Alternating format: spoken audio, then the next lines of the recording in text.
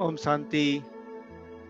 आज का अव्यक्त महावाक्य 19 अप्रैल 1971 से लिया गया है, जिसका शीर्षक है त्याग, तपस्या और सेवा की परिभाषा। आज भट्ठी का आरंभ करने के लिए बुलाया है। इस भट्ठी में सर्व गुणों की धारणा मूर्त बनने के लिए व संपूर्ण ज्ञान मूर्त बनने के लिए आए हो। इसके लिए मुख्य 3 बातें ध्यान में रखनी है। वह कौन सी? जिन 3 बातों से संपूर्ण ज्ञान मूर्त और सर्वगुण मूर्त बनकर ही जाओ। सारी नॉलेज का सार उन 3 शब्दों में समाया हुआ है। वह कौन से शब्द हैं? एक त्याग, दूसरा तपस्या और तीसरा है सेवा। इन तीनों शब्दों की धारणा मूर्त बनना अर्थात संपूर्ण ज्ञान मूर्त और सर्व गुणों की मूर्त बनना। त्याग किसको कहा जाता है? निरंतर त्याग वृत्ति और तपस्या मूर्त बनकर हर सेकेंड, हर संकल्प द्वारा हर आत्मा की सेवा करनी है। यह सीखने के लिए भट्ठी में आए हो। वैसे तो त्याग और तपस्या दोनों को जानते हो, फिर अभी क्या करने आए हो? बच्चे कहते, कर्मों में लाने के लिए।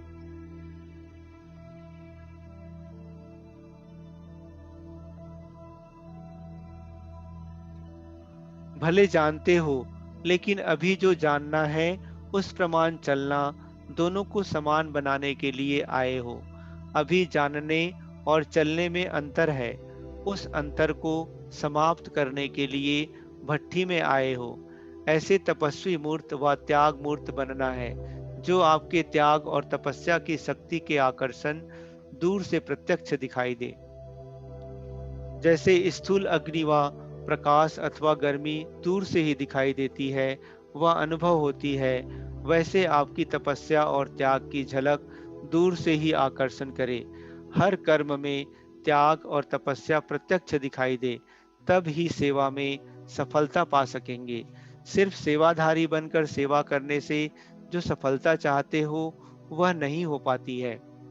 लेकिन सेवाधारी बनने के साथ साथ त्याग और तपस्या मूर्त भी हो, तब सेवा का प्रत्यक्ष फल दिखाई देगा। तो सेवाधारी तो बहुत अच्छे हो, लेकिन सेवा करते समय त्याग और तपस्या को भूल नहीं जाना है।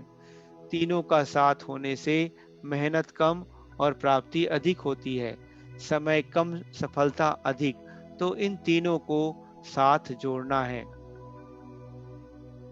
यह अच्छी तरह से अभ्यास करके जाना है। जितना नॉलेजफुल उतना ही पावरफुल और सक्सेसफुल होना चाहिए।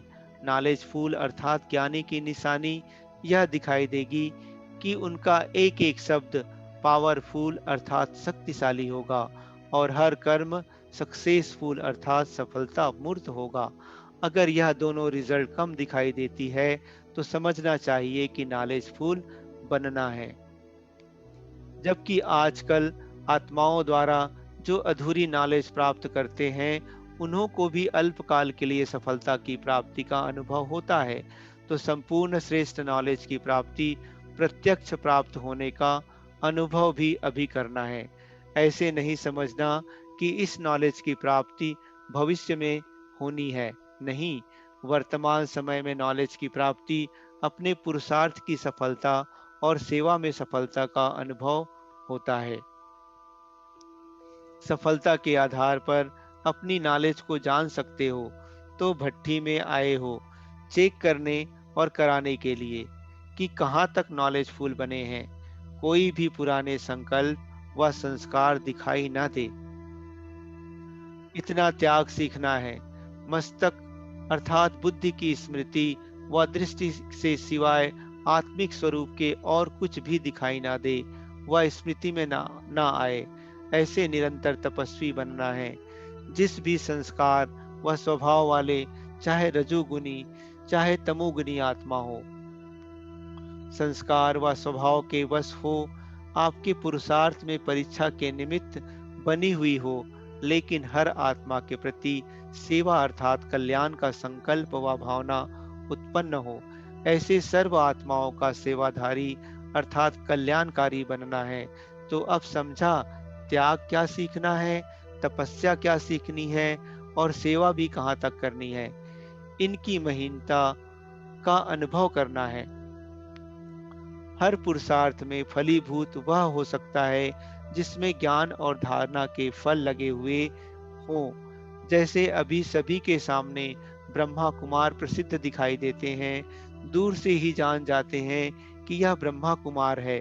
अब ब्रह्मा कुमार के साथ साथ तपस्वी कुमार दूर से ही दिखाई पड़ो, ऐसा बनकर जाना है। वह तब होगा जब मनन और मगन दोनों का अनुभव करेंगे। जैसे स्थूल नशे में रहने वाले के नयन चैन चलन दिखाई देते हैं कि यह नशे में है, ऐसे ही आपके चलन और चेहरे से ईश्वरीय नशा और नारायणी नशा दिखाई पड़े। चेहरा ही आपका परिचय दे। जैसे कोई के पास मिलने जाते हैं तो परिचय के लिए अपना कार्ड देते हैं ना। इसी रीति से आपका चेहरा परिचय कार्ड का कर्तव्य करे। समझा? अभी गुप्त धारणा का रूप नहीं रखना है। कई ऐसे समझते हैं कि ज्ञान गुप्त है, बाप गुप्त है, तो धारणा भी गुप्त ही है। ज्ञान गुप्त है, पाप गुप्त है, लेकिन उन द्वारा जो धारणाओं की प्राप्ति होती है वह गुप्त नहीं हो सकती है। तो धारणाओं को व प्राप्ति को प्रत्यक्ष रूप में दिखाओ, तब प्रत्यक्षता होगी। विशेष करके कुमारों में एक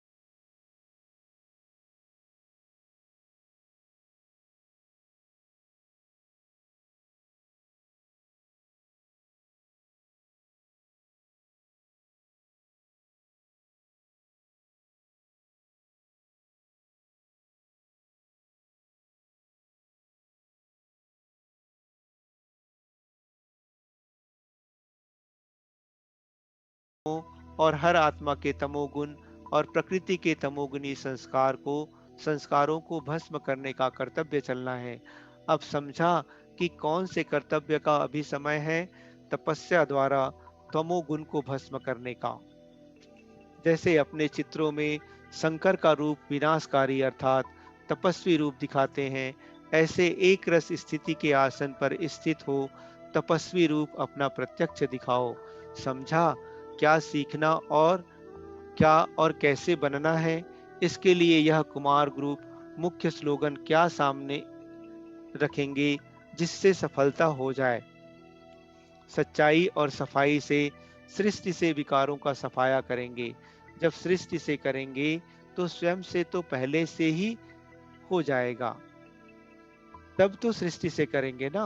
तो यह स्लोगन याद रखने से तपस्वी मूर्त बनने से सफलता मूर्त बनेंगे। समझा? अच्छा। ओम शांति।